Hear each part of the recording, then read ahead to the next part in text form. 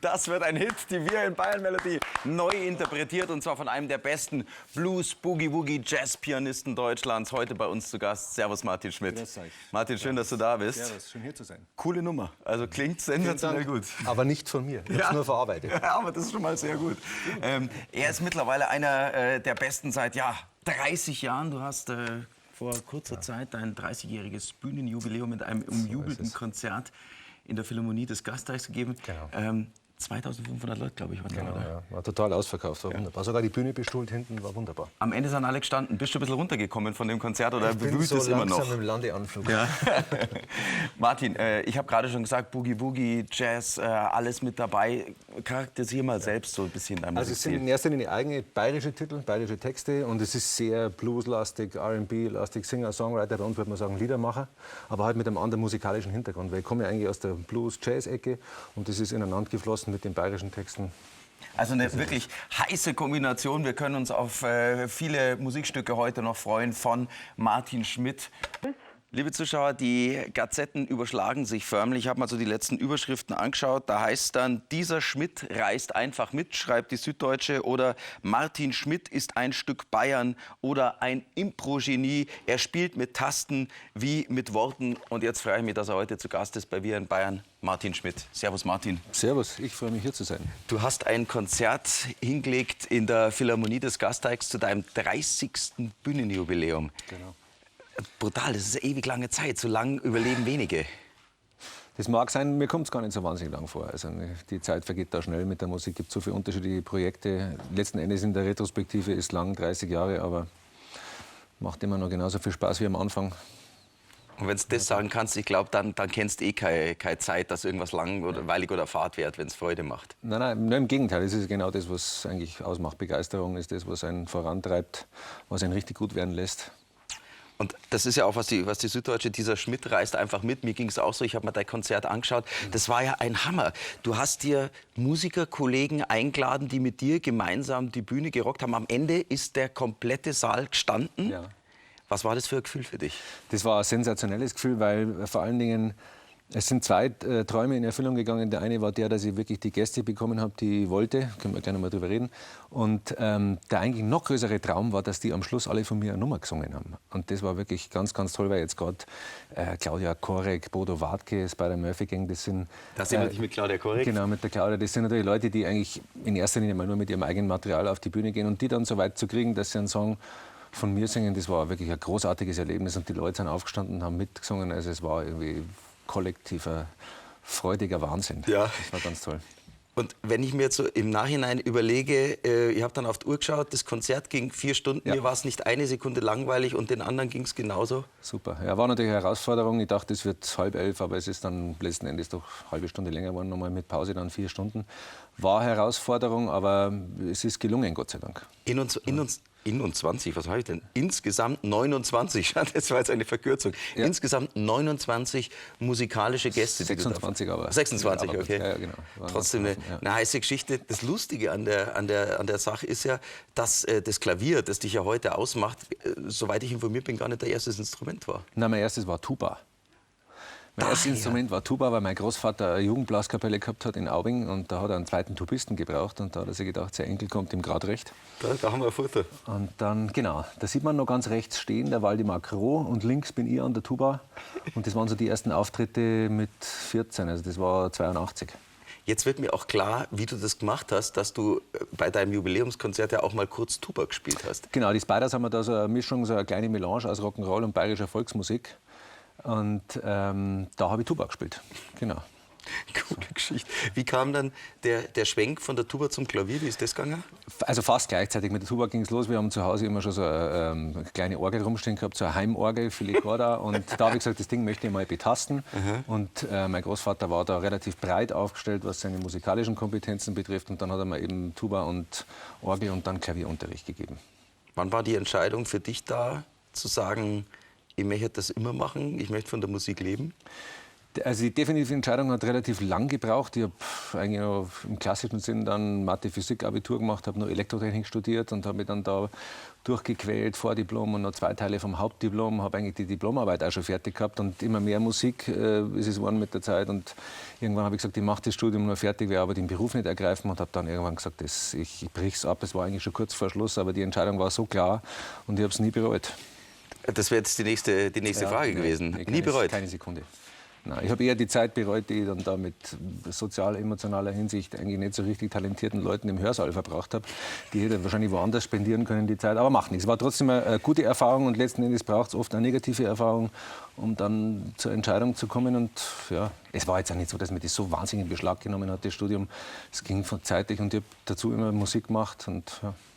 Was hat der Vater gesagt? Weil, also wenn der Bub so kurz vorm Examen steht und dann sagt, das lassen wir jetzt kurz, liebe Musiker. Also die Reaktion würde ich durchaus als schmallippig bezeichnen. Der hat sich das natürlich gewünscht, dass ich das fertig mache. Und hat aber dann natürlich schon gemerkt, dass die Leidenschaft sehr ausgeprägt ist. Und letzten Endes war es eigentlich so, das Unentschiedene, was ihn eigentlich eher nicht so richtig gefreut hat. In dem Moment, wo ich wirklich klipp und klar gesagt habe, ich höre auf, dann hat er gesagt, okay, das Ganze ist gestorben, dann haben wir einen Schnaps getrunken. Und dann war wirklich starker Blick nach vorne. Und er ist leider 96 schon gestorben, hat aber Gott sei Dank so die Anfänge noch mitbekommen, die schon ein bisschen so in die Richtung gegangen sind, wo wir gesagt haben, der macht seinen Weg. Also das war dann schon nach 10 Jahren im Geschäft sozusagen, da hat er noch was mitgekriegt? Ja, genau. Also ich habe mit dem Studium aufgehört 93, da habe ich meine erste CD aufgenommen damals und diese ersten 3 Jahre nach dem CD-Release, die hat er noch mitgekriegt und da ist eigentlich schon ganz gut gelaufen. Cool. Ja. Du hast selber einen Sohn, Levi heißt er? 2? 2, Levi und Carlo. Wie alt sind die? Die sind 10 und 12. 10 und 12. Was würdest du jetzt selber als Vater sagen, wenn heute jetzt meinetwegen der Levi käme?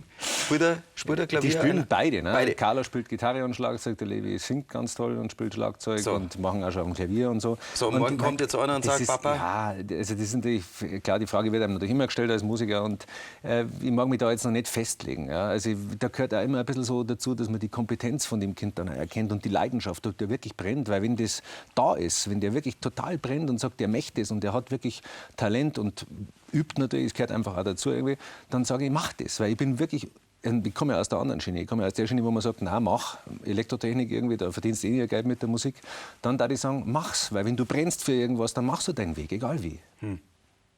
Du brennst auch nach 30 Jahren noch? Ja, mehr als jemals zuvor. Wie hat das... Ich meine, das ist schon ein Experiment, oder? Wenn du hergehst und machst Jazz und machst Blues und gehst dann mit Bayerisch da rein. Hast du schon immer gemacht? Hast du schon immer Bayerisch gesungen oder warst du am Anfang Englisch? Das war das Zweite, weil ich da zuerst kurz darauf zu sprechen kam, dass manchmal irgendwie notwendig ist, was zu machen, was nicht so richtig funktioniert. Ich kam ja eigentlich aus dem Englischen, zuerst nur Klavier spielen, dann mit englischen Texten. Und dann habe ich angefangen zu sagen, es geht sehr viel Kabarettistisches dabei und ich wollte einmal diese ganze Entertainment-Schiene einmal aus einem Guss haben. Nicht deutsches Entertainment, englische Texte, sondern wirklich eine Sprache und habe dann angefangen, das in die Texte mit einfließen zu lassen. Das war zunächst Hochdeutsch, das ist einfach nicht meine Sprache, ist auch noch schwerer singbar. Das Bayerische ist ja eher sehr vokalreich und singbar und mit der Zeit ist dann eigentlich das geworden, was ich jetzt mache, wo ich mich eigentlich total wohlfühle damit, mit bayerischen Texten. In Verbindung mit Blues. Ja. Da bin ich natürlich nicht der Erste. Gab es Leute wie Willy Michel und natürlich auch die Spider-Murphy-Gang und so, die jeder kennt. Aber ich mache es doch mal ein bisschen, es ist bei mir schon auch sehr pianistisch, ich lege so Wert aufs Musikalische auch. Und das ist jetzt die Form, die ich mir eigentlich immer gewünscht habe. Ja. Und da wirst du uns heute netterweise auch noch ein paar Kostproben geben. Gerne. Was hören wir denn als nächstes? Das geht nicht gut, was die Nummer. Das geht nicht gut. Ja. Die hast du auch gespielt auf deinem Konzert. Ja, genau. Ja. Super. Okay. Ja, da würde ich sagen, wir machen uns auf die Socken. Du ans Klavier, ich zum Sepp. Wir hören gemeinsam zu. Genau. Das geht nicht gut. So die ist es. nächste Nummer. Ich sieh die in der Bar und denk, es ist nicht wahr. Du bist so wunderschön. 1,80 Meter groß, lange blonde Haar und ein Wahnsinns-Dekolleté. Ich fass mir ein Herz und frag dich, wie du heißt. Und du sagst, ich bin der René. Das geht nicht gut, das geht nicht gut, das geht nicht gut mit uns zwei. Nein, nein, nein. Hier Bekanntschaft und was noch alles. Ich mache mir auf die Socken zu Martin Schmidt. Einer der besten Boogie-Woogie-Jazz-Pianisten, die wir in Deutschland haben. Und das mittlerweile seit über 30 Jahren, hast das 30-jährige Bühnenjubiläum gerade gefeiert. Aber Martin, du hast relativ spät deine Berufung entdeckt, oder? Ja, es war 3:30 am Nachmittag. Naja, also das ging so fließend ineinander über. Ne? Ja. Also aus dem Studium raus, dann in die Musik rein, da war ich dann 24. Genau. 24. Wie kann ich mir das jetzt heute vorstellen, wenn du da am Klavier sitzt? Ich habe selber mal früher, das ist lange her, ein bisschen Unterricht gehabt und ich hatte einfach kein Talent dafür. Wenn ich mir anschaue, dass du dann doch relativ spät erst damit angefangen hast, das, was du da heute allein mit den Fingern machst, ist es Talent oder ist es knallharte Arbeit? Immer schwer zu beurteilen, aber ich glaube, es gehört beides dazu. Ja, also es ist jemand, wenn er nur talentiert ist und nicht übt, dann wird das nicht zur Glückseligkeit führen oder zu wirklich irgendwas, was outstanding ist. Und auf der anderen Seite, glaube ich, geht es auch nicht ohne Talent, egal wie viel man übt. Es ist so eine gesunde Mischung aus beiden. Ich glaube aber, dass es so ist, wenn man dementsprechend das Talent mitbringt, dass einem auch dann das Üben leichter fällt. Ja, also es ist einfach so ein Melange, der Wiener sagen, aus beiden. Und nochmal, um darauf zurückzukommen, was wir zuerst hatten, ich glaube, es ist einfach wirklich die Begeisterung. Und das geht gar nicht so darum, irgendwas jetzt so wahnsinnig perfekt zu machen oder irgendwie außerordentlich. Oder was. Das ist natürlich Bestandteil, aber ich glaube, das Wichtigste ist einfach die Leidenschaft und das spürt das Publikum auch immer. Hast du autodidaktisch dich da hingesetzt oder hast du auch Unterricht richtig genommen? Na, wie gesagt, zuerst bei meinem Großvater, der hat mir Tuba-Unterricht gegeben und Klavierunterricht. Dann war ich bei einer klassischen Konzertpianistin, mit der habe ich nur klassisches Repertoire gemacht und war dann noch am Richard-Strauss-Konservatorium in München, aber nicht im Sinn von einem abgeschlossenen Studium, sondern ich habe mir die Lehrer dann rausgeholt, die für mich wichtig waren und habe dann da immer wieder mal Unterricht gehabt, aber das meiste passiert natürlich wirklich auf der Bühne selber. Ne? Und beim Runterhören von Platten, im Austausch mit anderen Musikern zusammen. Ich finde das ja faszinierend, dass du nicht nur Musik machst, sondern du bist ja auch richtig ein Entertainer auf der Bühne. Ich meine, Pianisten gibt es viele und Entertainer für sich gibt es auch viele, aber welche, die alles kombinieren, gibt es wenige. Noch dazu ein echter Wortakrobat, anders kann man sich sagen. Ich finde dieses Büchlein, das du geschrieben hast, also wenn Sie mal wirklich Wortakrobatik zum Nachlesen haben wollen, liebe Zuschauer, dann besorgen Sie sich dieses kleine rote Büchlein. Aufpassen heißt. Sind das alles Texte von dir da drin? Das sind nur von mir Liedtexte und Gedichte. Und einleitendes Wort, wo das ein bisschen zusammengefasst wird, wie es um meine Karriere geht und um diese Blues- und Boogie-Woogie-Historie, wie das dann überging. Was nicht immer so leicht war fürs Publikum, also dieser Genrewechsel. Aber das ist da eigentlich recht schön zusammengefasst alles. War es eigentlich auch mal so eine Option für dich zu sagen, ich mache nur in dem Sinne Kabarett oder Comedy oder sowas? Also das war früher eigentlich immer mein Albtraum. Den habe ich ab und zu gehabt, dass ich auf die Bühne komme. Also es ist länger her schon. Früher, dass ich auf die Bühne komme und es ist kein Klavier da. Ja, ist mir auch zweimal passiert, dass ich zum Veranstalter gesagt habe, wo ist das Klavier? Und der hat gesagt, welches Klavier? Sondern einfach wirklich jetzt raus müssen, um nur zu reden. Und mittlerweile habe ich mir schon gedacht, ich nehme vielleicht einmal bei irgendwelchen Comedy-Formaten mal teil, bei irgendwelchen Schlachten, keine Ahnung was, und gehe einmal raus und mache es ohne. Weil es ist mittlerweile, der Wortanteil ist von Programm zu Programm verschieden, aber der Wortanteil ist schon auch groß. Ja, schon. Ja. Aber sau lustig. Wenn ich mir jetzt die neue Musik oder die neue CD anschaue, das ist eine Live-Geschichte hier. Das ist aus dem Prinzregententheater letztes Jahr live mitgeschnitten, live mit Schmidt. Und ist jetzt die erste CD, wo es nicht nur musikalisch ist, sondern eben auch mit diesen ganzen Moderationen und den Stand-ups zwischendrin. Also da kann man sich ja dann mal anhören, ob einem das taugt oder nicht. Du hast nach diesem Jubiläumskonzert wahrscheinlich erst mal ein bisschen Ruhe nötig gehabt. Hast du sie dir nehmen können? Oder ist Teils. Also klar, wäre natürlich notwendig, aber es ist als freiberuflich Selbstständiger, da ist man dann natürlich ganz gerne erreichbar. Und es sind ein paar Produktionen, die jetzt anstehen für den Herbst. Und da gab es Gesprächsbedarf. Und auch mit dem Bayerischen Fernsehen musste ich ja eifrig kommunizieren. Ja, natürlich. Und insofern war es jetzt nicht so ganz tranquilo, aber es geht schon. Passt schon. Steht irgendwann mal der Urlaub auch ins Haus oder erstmal nicht? Der kommt schon, ich mache mal, glaube ich, so Juli, August mache ich dann mal weniger. Ja. Okay. Cool. Bis dahin auch noch ein paar Konzerte, bei denen man dich hören kann? Da ist noch einiges jetzt. Ja. Am 3. Juni sind wir in Nürnberg mit Axel Zwingenberger und Joja Wendt zusammen im Maritim Hotel. Dann gibt es einen kleinen, sehr schönen Auftritt bei der Kulturmoni. Das ist eine Kulturschaffende bei uns draußen im Fünfseenland. Die hat in Gilching eine ganz tolle Bühne.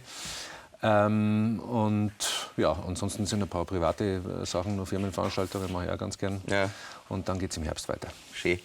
Eine letzte Frage. Wenn du deine Texte hier machst und deine Musik, wie viel ist autobiografisch von dem, was da kommt? Das ist gemischt. Das ist Wahrheit und Dichtung, wie es immer schon gewesen ist. Und ich bin da nicht raus. Es gibt natürlich Stücke, die sind wirklich sehr geprägt von der Autobiografie und natürlich auch der Versuch, das zu verarbeiten. Und viele sind einfach aber erfundene Geschichten und manchmal fließt es so ineinander rein. Das ist bei den Moderationen genauso. Und letzten Endes geht es da nicht wirklich drum. Es muss unterhaltsam sein und ich hoffe, das gelingt mir. Es gelingt dir sehr gut. Woher kommen die Ideen? Hast du so eine Inspirationsquelle, wo du sagst, da wenn ich mich, keine Ahnung, abends allein in die Sauna hocke, dann habe ich auf einmal so... Nein, das sind so tschechische Ghostwriter für 2 Euro in der Stunde und die liefern das unglaublich. Sensationell. Und was ist das nächste Stück, was wir jetzt hören? Eigenkomposition, so wie das Buch auch heißt, Aufpassen. Aufpassen. Das ist die Nummer. Martin Schmidt, Aufpassen. Jawohl.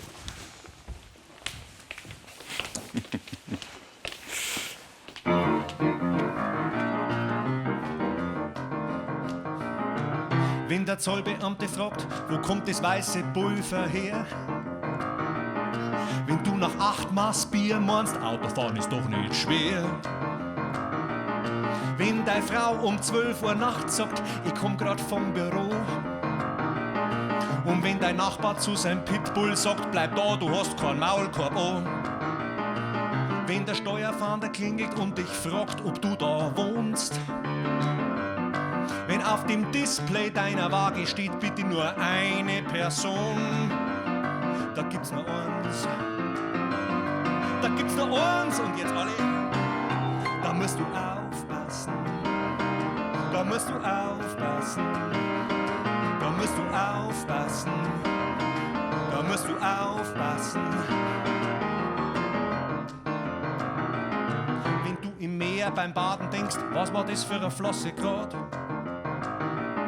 Wenn der Elektriker-Lehrling fragt, Meister, was ist denn das da für ein Draht? Wenn der Chemielehrer sagt, so, und jetzt schütteln wir das Glas. Wenn du im Trabi mitfährst und der Fahrer sagt, der muss warten, ich geb Gas. Wenn der Gehirnchirurg vor der OP sagt, wie glaubt, was das gut geht, oder? Wenn du beim Bungee-Jumpen springst und hörst hinter dir, halt noch nicht! Da gibt's nur eins, jetzt wisst ihr's auch schon. Da gibt's nur eins und los geht's. Da musst du aufpassen. Da musst du aufpassen. Das muss man. Jawohl. Martin kommt zu uns. Sehr gut. Schmidt und ein Titel, der mir und dem Sepp auch irgendwie vom Inhalt her total fremd ist. Es geht um die Midlife Crisis. Schönes Wochenende. Danke Martin Schmidt und auf geht's. Was haben wir nicht? Ich bin nicht mehr jung, aber auch noch nicht alt und das fällt schwer. Ich benehme mich so, als ob ich Anfang 20 und nicht Mitte 40 wäre. Dabei kann ich gar nichts dafür, das ist nur die Schuld dieses Testosterons. Das macht mit mir ganz einfach, was es will. Ich bin ein Opfer des Hormons und ich jogg mir den Speck weg und meinen Bauch auch. Wo mein graues Haar war, denk ich mir jetzt, ich tön schön. Ich leg mir ein Tattoo zu und geh nach jungen Frauen schauen, die ich dann im Porsche erforsche, denn der hilft mir im Verkehr sehr. Doch irgendwann hab ich genug vom Selbstbetrug, weil das ein Teufelskreis ist. Und ich fasse den Entschluss, jetzt ist Schluss mit meiner Midlife-Crisis. Jetzt feiert mein Speck Comeback und mein Bauch auch. Ich lass mein graues Haar da, ich denk mir nicht mal mehr, ich föhn schön. Ich kleb mir mein Tattoo zu, mir ist egal, ob junge Frauen schauen, denn ich beweg mich jetzt im Ford. Der stört die Porsches im Verkehr sehr. Sehr gut.